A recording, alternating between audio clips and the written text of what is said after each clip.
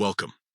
Today, we're diving into a quick and easy guide on how to add close friends on Instagram, ensuring you can share your special moments with those who matter most. Let's get started.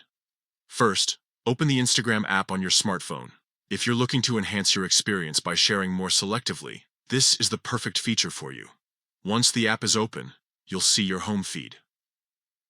Next, click on your profile icon located at the bottom right corner of the screen.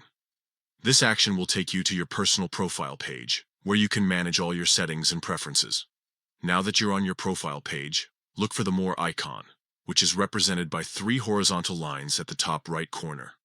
Tap on this icon to reveal a menu with various options. From this menu, select Close Friends. If you haven't set up a close friends list yet, you might see a prompt to get started. Here, you'll find suggestions based on your interactions with other users. You can also use the search bar at the top of the page to find specific friends you'd like to add. Once you've found the friends you want to include, simply write their name in the search field or scroll through the suggestions. When you locate their profile, click on it to select them. A check mark will appear next to their name, indicating they've been added to your close friends list. After selecting all the friends you wish to add, make sure to tap on the Done button at the bottom of the screen.